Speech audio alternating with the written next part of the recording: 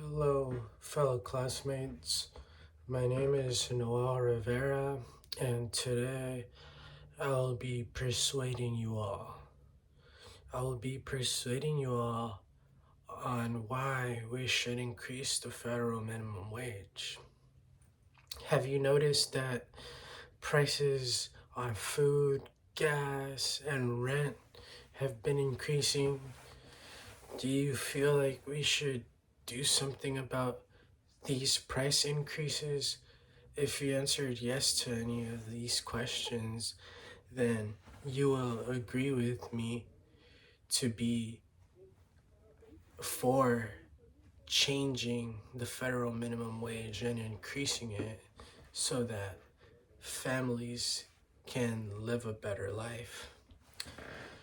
So, there's this book I read called The Rich and the Rest of Us, a Poverty Manifesto by Cornel West and Tavis Smiley, and this is a direct quote.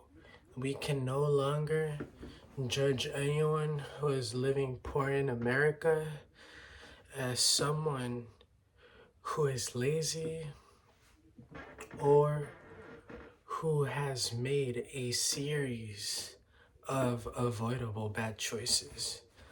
That is found in page 170, and this is very true because here in the United States, there's families who have children who have no choice but to accept these minimum wage jobs to be able to support their family.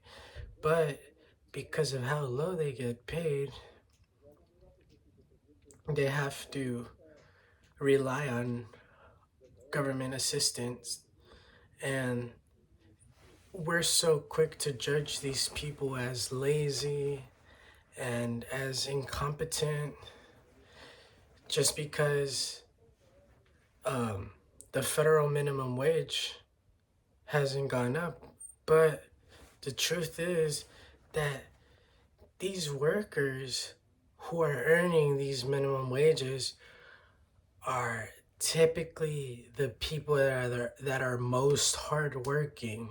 So here in the United States, we're so quick to judge these people, but that's not correct. We shouldn't judge people, and we shouldn't think that they're lazy and they're incompetent because they're really not.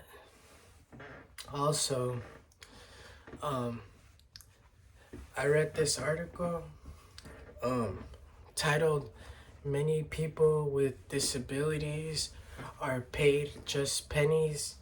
Build Back Better Could End That by Chaveli Carranza and Sarah Lutherman.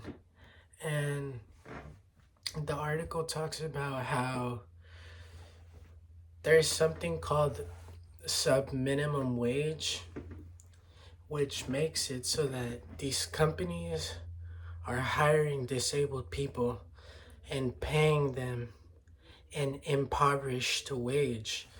So, with that little amount of money they're making, they're basically trapped in a poor lifestyle and they have to rely on government programs so they can make sure they have a home, so they can make sure that they have food, and this should change because we're all human beings, we're all equal, and it's just morally correct to treat others the way they would want to be treated. And the way this system is designed is to have a big divide amongst the wealthy and the poor. And that is something that we should abolish.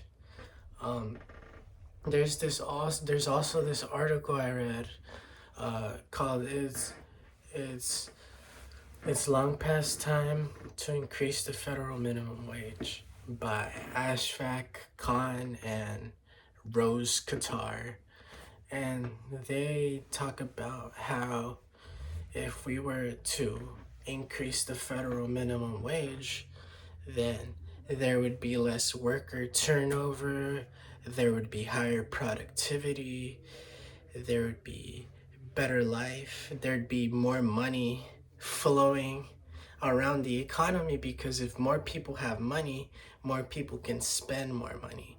So they talk about why we should increase the federal minimum wage.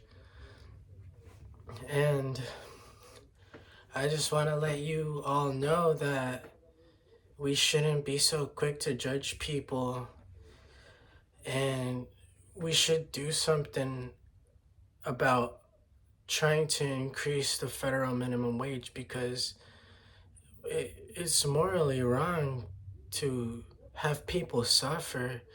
It's wrong to have people starve.